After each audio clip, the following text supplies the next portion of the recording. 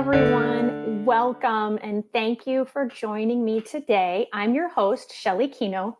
Hashtag No Limits is about limits that are put upon people, but who have busted through those limits. Ophelia said in Hamlet, "We know what we are, but not what we may be." I believe this to be true, and that there is no better example than the caterpillar turning into the butterfly. The caterpillar literally dissolves and its cells reform into a butterfly. As the butterfly emerges from the cocoon, it has to struggle in order for its wings to be strong enough to fly. Obviously, this is no easy process, but neither is breaking through limits that society has set upon a person. But just like the caterpillar, when we believe in ourselves, we can accomplish more than others might think. If we have a support system around us to encourage and facilitate our growth, even better. One area where I have seen societal and educational limits, being a former special education teacher, is on children with behaviors and people with anxiety. And that brings me to our guest today, Cassandra Leutenegger. I hope I said that right. Yes, you did. From Adventures in Behavior. Welcome, Cassie, and thank you for joining me. Thank you for having me. So, Cassie, you are a BCBA. Tell the audience what that is and why you wanted to become a BCBA. Sure. So BCBA stands for Board Certified Behavior Analyst, and it is a national certification for people who work within the applied behavior analysis field. It is a master's level certification. So if you hear BCBA, you know that person has a master's degree. It also includes 1,500 plus hours of independent field work. And that's supervised. So it's, a lot of times people describe it as similar to having like a law degree and law certification or something like med school. There's an exam and it's incredibly hard. And so I decided I wanted to pursue that after some particularly difficult first years in my special education career. I started out in a life skills classroom and then moved into a program for kids with emotional disturbance and really, really struggled. And I just knew that I didn't have enough, even with the master's degree program that I pursued, which was not ABA. It was focused on mental health and behavior disorders. I needed more. So I went back and I did a postgraduate certificate. And so, it really has transformed my teaching practice and how I am in the classroom. And it's definitely really pushed me for sure.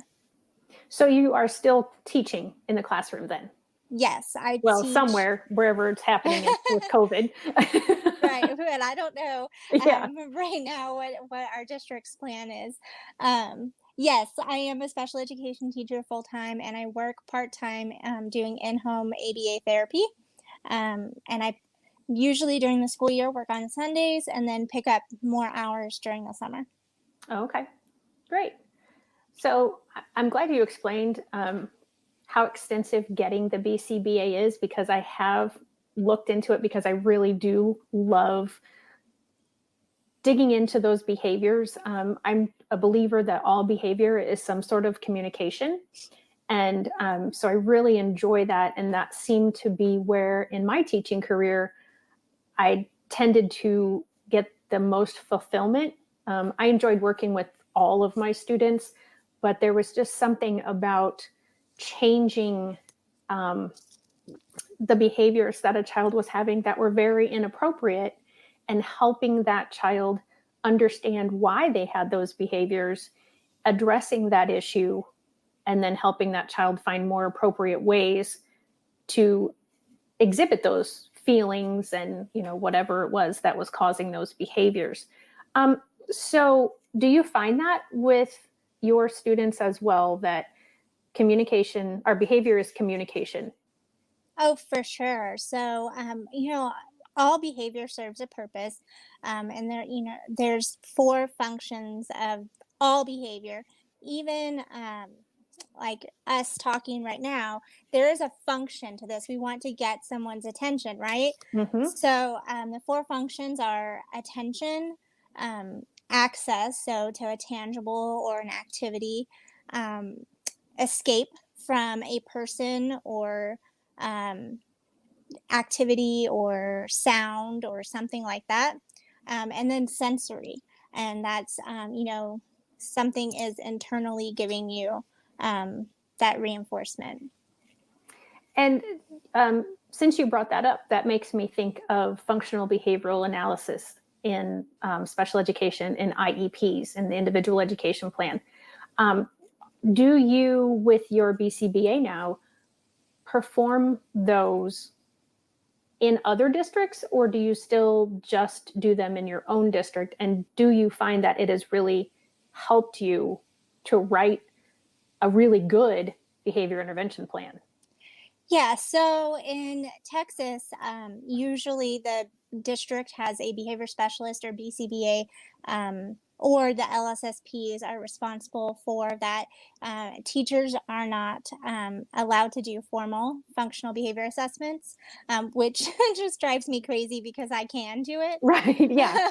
I can see why that would be annoying. And I would be able to turn it around a lot faster than somebody who has so many assessments across the district. And that's not a dig at them, it's just Right. that No. I'm with those kids all day long. Right. So I don't personally, within my classroom, get to do it. I would love to consult with other districts, but I haven't had the opportunity to do that. um, so for now, I don't get to do functional behavior assessments in the school, but I hope one day that that will change. I do plan on leaving the classroom at some point to work as a behavior specialist or BCBA for a school district or for a company that consults. I do have my own company. I'm launching consultation services soon. So we'll see where it goes. Awesome. So, what sorts of behaviors have you observed? You name it, I've probably seen it. um, Anything from just like ripping up a paper down to I um, have been on the receiving end of a couple chokes and worse. So, um, like I said, you name it, I've probably seen it. I've had kids who will put inedibles in their mouth, which is scary because they could swallow it. And Right. that's usually referred to as pica. So if you ever hear someone talking about pica, it's putting inedible objects in their mouth. Um, I've, had kids that have run, um, really dangerous things, running off campus. So yeah, it can be quite scary dealing with behaviors. Yeah. And I don't think I've had anyone that eloped, which for those that aren't in the education field, that means that they run out of the district, or I mean, not the district, out of the building or off the playground. I have had students try to escape from being stopped, but not, that wasn't like it was like, oh, okay, I know I'm in trouble, versus an actual elopement is, I just need to get out of this situation because it's too much, or there's other varying reasons. But yeah, in my career, I've had hitting, kicking, punching, screaming, pulling hair, spitting. I don't know. Yeah, I mean, Yeah. I'm probably similar, that I've seen quite a lot of behaviors, and unfortunately, I've probably seen just about anything that could be thought of as well. So, when you have students that have those types of behaviors, how are they received by the rest of the school population, students and faculty? Often not well. especially if the staff and the other students have witnessed any of the behavior episodes. Because, like I said, it can be scary if you don't know how to handle it, or if it's Right. happening on a really significant level. Hmm. um, and it's hard to repair that, those relationships once that has occurred. And so I really would try, with my students, really try hard to show the school, um, teachers, staff, students, that they're not just the behaviors, that there's other really good things about them. Right. Do you find that your kids are often given limits as to, they can't be in this classroom, or they can't do this activity, or they can't be with this group of kids because whatever, whatever, whatever? Oh yes.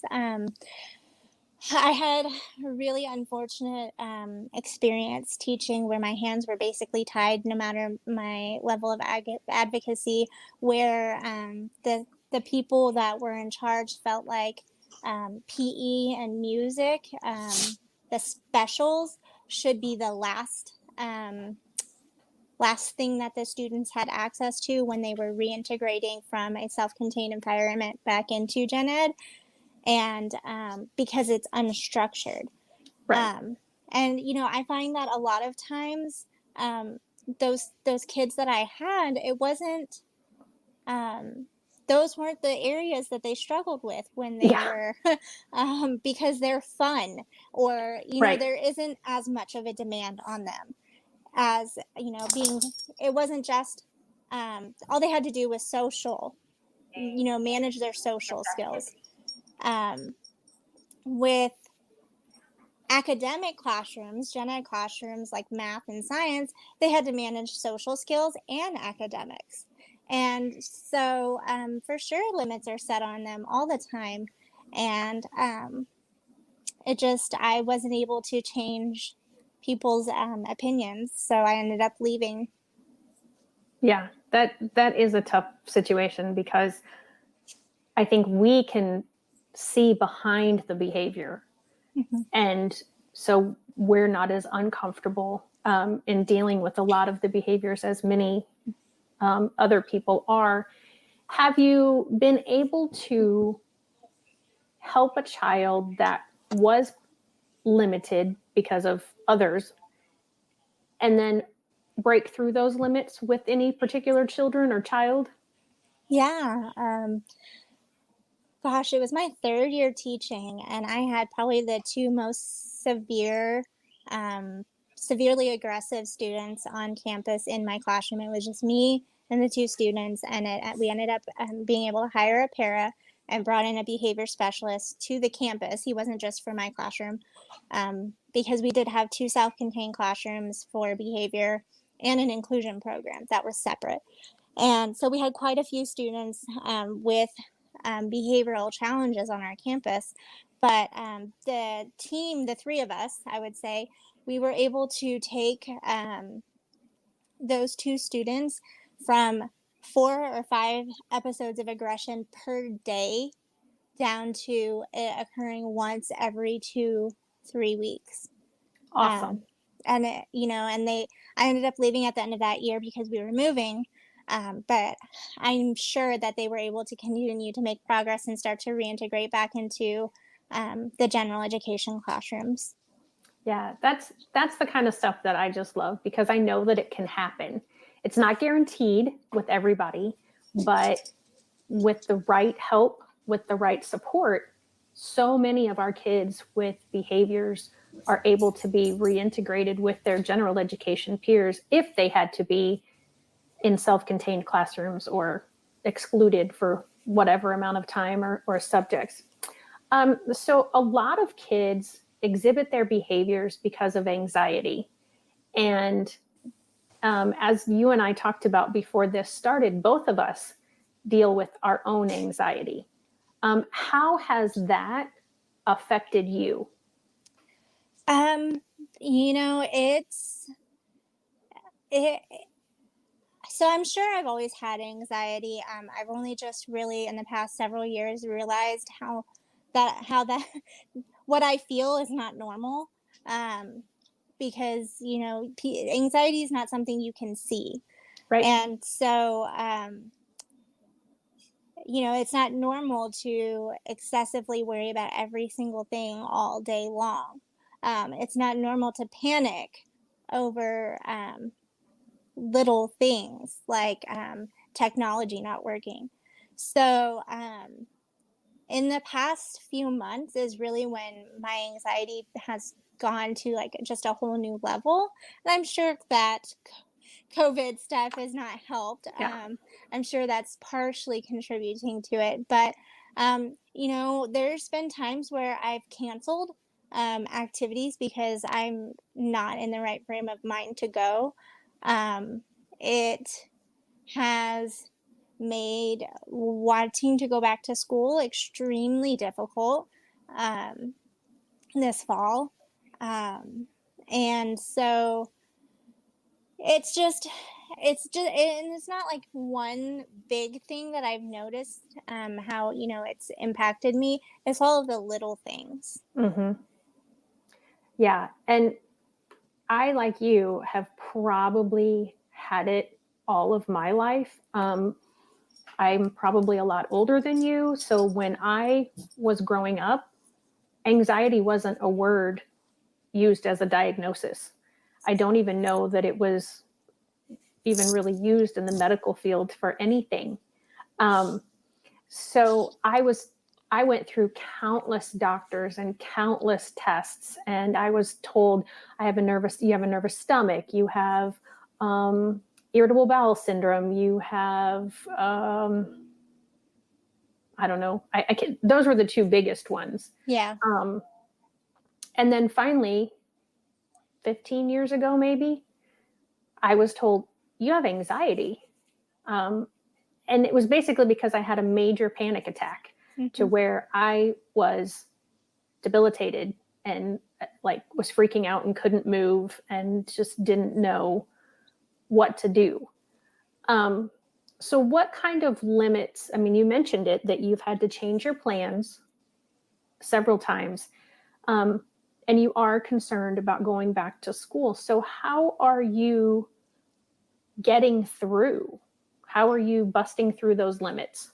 Yeah, so I think everybody would benefit from going to see a mental health therapist. I do. I agree.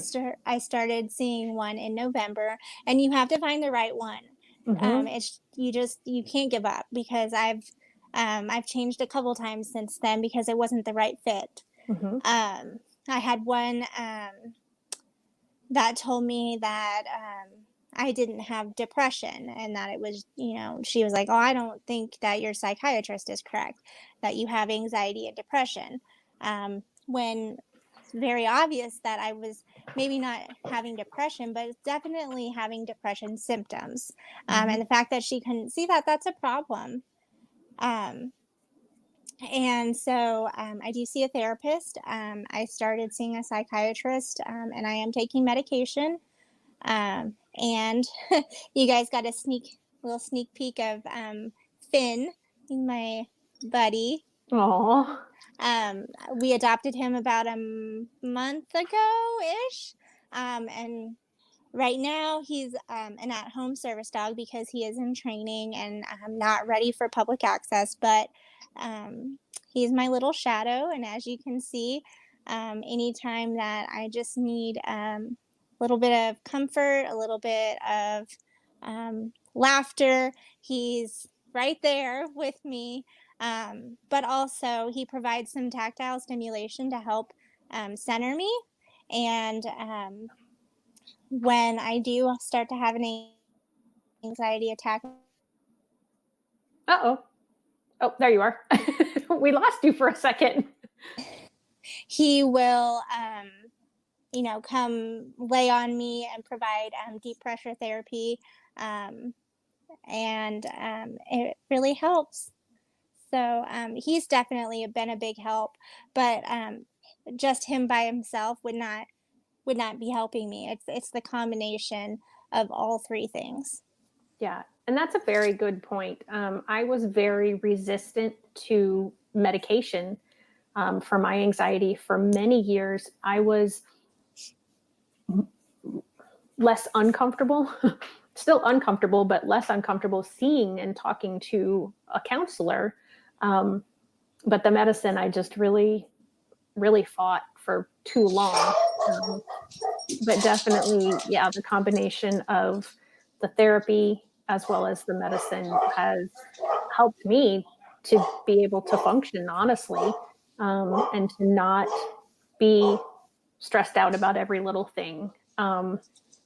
In fact, I feel like I just, okay, whatever it is, it's, going to happen, and we'll get through it. And um, I thought I had kind of been that sort of a person before, but now that I truly am, I see how much I was not before, Right. and how much I really did stress and worry about things. So how many of your students do you now relate to maybe better? And maybe you're not relating any better because you already knew you were dealing with anxiety all that time anyway, but um, because you have that understanding, because you've got your own limitations. Well, I mean, it's really only been in the last year that it's gotten to the point where it wasn't manageable on my own, and it's continued to progress. And so I actually feel like I understand so much more now what my students um, felt, what they were going through, what their emotional outbursts, what some people call it, were, how it happens. Mm-hmm. I 100%, if a kid has anxiety over their schoolwork and their needs aren't met, and unless they're lashing out and aggressive, I can see how anxiety leads to that. I Right. really do. And I feel like I'm not anymore working in, the emotional disturbance population. I do work with kids who have intellectual disabilities and autism now. But I feel like if I ever went back into that environment, I would understand on a completely new level. Yeah, I can definitely agree with you there. In my teaching experience, having had my anxiety diagnosed early on in my teaching career, I've understood, anxiety from a kid's perspective a little bit better because I had it my whole life, and it just never was given the right name, and was, I was told, oh, she's just making it up. Oh, she just doesn't like to go to school. Oh, she, whatever, whatever, whatever. And to no fault of any of the medical professionals, like I said, it just wasn't a thing that was known then. Um, do you find that it's difficult to get others to understand what it's like to have anxiety? Absolutely. In fact, I had a situation with family members just a few weeks ago where they wanted me to explain what it felt like, and were asking like, why is it just people my age? And I had to tell them, like, as you know, it's not just Right. people my age. It's more common now to talk about it than it was years ago. And so yeah, I mean, it's not something that's still very widely understood. Um, it's definitely, it's definitely, we still have a long way to go before it's understood and accepted in the same way that ADHD is, the same way that autism is become. Yeah. And because it's another one of those invisible disabilities, I think that makes it that much harder. And so many people, and I'm sure you've heard this phrase too, oh, just get over it. Oh, just stop worrying. Oh, calm down. Oh, I told you not to worry about this test because it's not a big grade, or it's not, you're not going to take it for a grade. Right. those words are not helpful. Right. Right. I mean, they might be helpful, but they don't stop the anxiety. No, no, Um, and anxiety. I don't know how it is for you, but for me, it manifests within my thought patterns as just a vicious spiral. And you start with one thing, and it spirals all the way down to this like horrible, horrible thing, where the chances of it actually happening in that way are like 0.001%, right. right? Yeah. But you can't stop. You literally cannot stop once you get going. And I don't think people understand that. Right. Yeah. And I think I'm getting a little better at slowing the thoughts down, and possibly, I think sometimes I have gotten to a point, because I've been dealing with this for, 15, 20 years now, where I have the therapist and I have the medicine. And so I feel like I'm maybe in a place further down the road than what you are. So I do feel like sometimes I am able to capture that first thought and not let the next one and the next one and the next one take me down that path. Hmm. But it's not something that you learn quickly. It's not something that is always done. It's not something that is easily done. It definitely takes a lot of effort and a lot of cognition of what Oh, sure. you're thinking. Right. Um, And so you can understand how hard it is for our kids. We have fully developed brains and they don't. Absolutely. Yeah. Yeah. I as a master IEP coach, have been in several meetings now with clients, and the educators will say, oh, well, I've told them not to worry. That doesn't, that doesn't, that doesn't work, No. and, they're like, well, I don't know. I mean, there's nothing to be, why is he worried? Or why is she worried? I'm like, there isn't a why necessarily. You can't always just say, oh, well, they're worried because they don't want to get a bad grade. No, it's a lot of times it's years of negative thoughts, negative comments. For myself, it was internal. I had a great family, but I was just always worried that I was going to disappoint somebody, or somebody was going to stop loving me, or somebody was, going to pick on me, or those were just the ones I could identify. I can't even tell you probably, everything that I worried about throughout childhood and adulthood. Um, so it's definitely, anxiety is definitely being limited as far as what people think about, and what we can do for it. So I so appreciate you joining me today. Is there anything that you would like to add, or anything that you want to say before we wrap up? I don't think so. I think we touched on a lot of things. I would just say, make sure that you're advocating for your kids. Yes. Yes, absolutely. And if you feel like you need help doing that, I mean, that is what I do, but I mean, you can follow Cassie. She's Adventures in Behavior on Facebook and Instagram. Anywhere else? I'm on Facebook and Instagram, Pinterest, although I'm not on there as much. And I do have a blog, adventuresinbehavior.com. Teachers pay teachers, adventures in behavior. On my blog, I've started a new series about ABA in the classroom and how your everyday teacher can implement it. And so I'm really enjoying that right now. Awesome. Awesome. So much. Well, Cassie, again, thank you for joining me today and being part of the #NoLimits group. As we said, there's lots of places where you can find Cassie, and I am on most of those as well. I'm on Facebook, Instagram, YouTube, LinkedIn. I'm not on Pinterest yet, but I'm afraid if I get on there, I'm never going to get off. I'm just going to be, so enthralled with everything else that's on there that I'll never leave. But so yeah, I hope to be there as well someday. So if you like this video and you've enjoyed this interview with Cassie, please hit the like button. Or if you're watching this on YouTube, like this video with a thumbs up, and then also subscribe to this channel. On Friday with Fran this week, we will be discussing a 504 plan and an IEP from a parent perspective. Her children have had both, and so she has some interesting insight and perspective into that me as a former teacher don't have. So that will be here this Friday, July 20, not 30th, I don't know, whatever this Friday's date is, at 1 o'clock Central Time.